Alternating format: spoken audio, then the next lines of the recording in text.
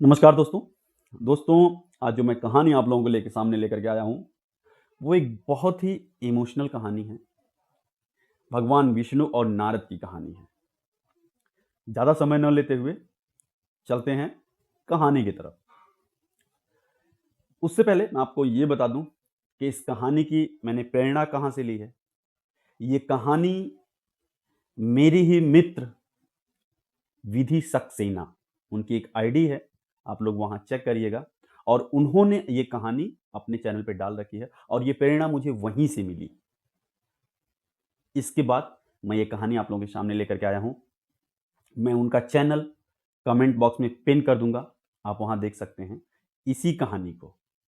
Okay, ज़्यादा समय न लेते हुए चलता हूँ मैं कहानी की तरफ। एक बार क्या हुआ कि दो सन्यासी तपस्या कर रहे थे, एक बरगद के पेड़ के नीचे और एक पीपल के पेड़ के नीचे। दोनों तपस्या कर रहे थे, दोनों अपने ध्यान में मग्न थे। आराध्य भगवान विष्णु को याद कर रहे थे और दोनों की सिर्फ एक ही चाह थी कि मुझे भगवान विष्णु के दर्शन कब होंगे। और उसी समय नारद जी आकाश से होते हुए गुजर रहे थे और नीचे जब उन्होंने नाम सुना भगवान विष्णु का, तो उनसे रहा नहीं गया, नीचे उतर के आए और ऋषियों को देखे, सन्यासियों को देखे तपस्या करते हुए। तो जाकर के उन्होंने इच्छा पूछी। पहले पीपल के पेड़ के नीचे जो तपस्या कर रहा था उससे पूछी कि क्या इच्छा है तुम्हारी, क्यों तपस्या कर रहे हो। मैं जा रहा हूं भगवान विष्णु से मिलने, जो तुम्हारी इच्छा होगी बताओ, उनसे कह दूंगा। उसने कहा मेरी कोई इच्छा नहीं है, बस इतनी सी इच्छा है कि मैं उनके दर्शन करना चाहता हूं, इससे ज्यादा मेरी कोई इच्छा नहीं है। अगर हो सके तो आप भगवान विष्णु से ऐसा कह दीजिएगा। कहा ठीक है, कह दूंगा, इसमें कौन सी बड़ी बात है। कहे लेकिन भगवान विष्णु जो भी कहेंगे वो आकर के मुझे बताइएगा जरूर। नारद ने कहा बिल्कुल ठीक है। यही गए आप बरगद के पेड़ के नीचे जो बैठ के तपस्या कर रहा था, यही उनसे पूछा कि भाई बताओ तुम्हारी क्या इच्छा है। मैं जा रहा हूँ विष्णु भगवान से मिलने, मैं बता दूंगा कि भाई जो भी तुम्हारी इच्छा होगी। उनने भी बिल्कुल सेम कहा, लेकिन मेरी कोई इच्छा नहीं है, मेरी सिर्फ इतनी सी इच्छा है कि मैं उनके दर्शन करना चाहता हूँ, बस, और कुछ नहीं। क्या अच्छा ठीक है, कोई बात नहीं। उसने भी बोला कि जब जो बात भगवान विष्णु कहेंगे आप आकर के मुझे बता के तभी जाइएगा। नारद जी ने कहा बिल्कुल ठीक है, बता दूंगा, कोई इशू नहीं है। ये कह के वो चले गए। वहां पहुंचे भगवान विष्णु जी के यहाँ, प्रणाम किए। भगवान विष्णु तो समझ गया, पहले ही मुस्कुराए देख करके, अच्छा ऐसी बात है, ठीक है कोई बात नहीं। भगवान विष्णु ने नारद को देखा, नारद ने प्रणाम किया भगवान विष्णु को और सारी बात बताई कि भगवान ऐसी सी बात है, मैं आ रहा था रास्ते में, ऐसे दो महर्षि बैठे हुए थे, तपस्या कर रहे थे और दोनों की सिर्फ एक ही इच्छा थी कि आप उन्हें कब दर्शन दोगे। मैंने कहा ठीक है, तुम एक काम करना, दोनों को जाके बोल देना, जो पीपल के पेड़ के नीचे बैठा है उससे बोल देना कि इस पीपल के पेड़ पे जितने पत्ते हैं उतने वर्ष तपस्या करेगा तो मैं उसको आकर के दर्शन दूंगा। और यही बात जाके बरगद के पेड़ के नीचे वाले को बोल देना कि जितने पत्ते बरगद के पेड़ पे हैं उतने वर्ष तपस्या करेगा, मैं उसको आके दर्शन दे दूंगा। सिंपल। भगवान नारद ने सुना, मैंने कहा ठीक है, जैसा आपका आदेश है जाके बोल दूंगा नीचे। और नीचे चले आए। उन्होंने दोनों को सेम बात बताई। जब उन्होंने पीपल के पेड़ के नीचे वाले ऋषि को ऐसी बात बताई तो उन्होंने कहा कि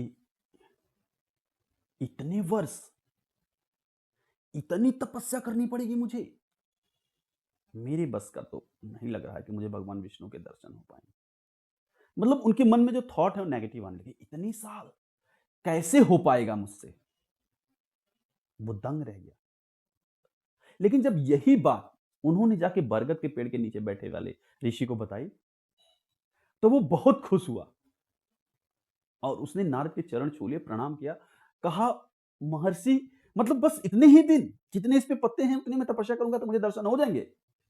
बहुत बहुत धन्यवाद प्रभु, आपने मेरे मन की व्यथा दूर कर दी कि मेरा एक समय निश्चित हो गया कि जितने पत्ते हैं उतने ही बस मुझे तपस्या करनी है, इसके बाद मुझे भगवान विष्णु के दर्शन हुए। बहुत खुश हुआ और ईश्वर को धन्यवाद दिया कि ईश्वर आपने मुझे ऐसा अवसर प्रदान किया। बहुत खुश हुआ, भगवान को धन्यवाद देने लगा और भगवान को धन्यवाद देते उसके मुंह जीवा नहीं तक रही थी।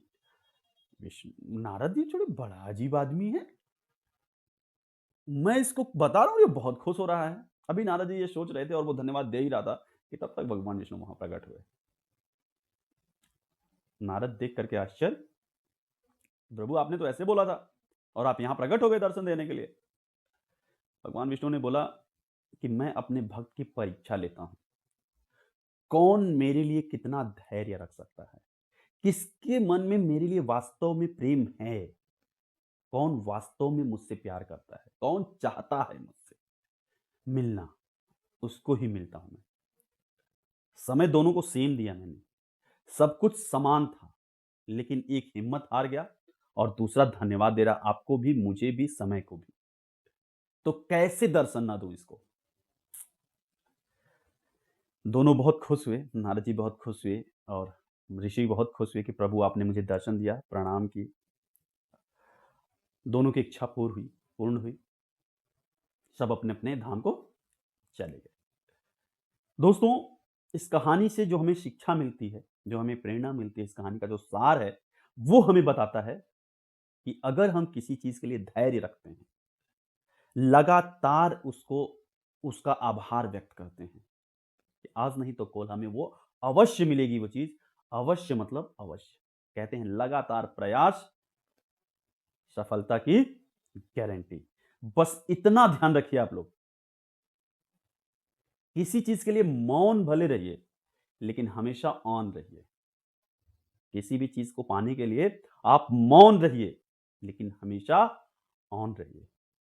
तो माय डियर फ्रेंड्स, मेरी ये स्टोरी यहीं तक। मिलते हैं पुनीत पांडे पॉजिटिव एटीट्यूड की नई स्टोरी में कुछ नई बातों के साथ। तब तक के लिए कहिए हर हर महादेव।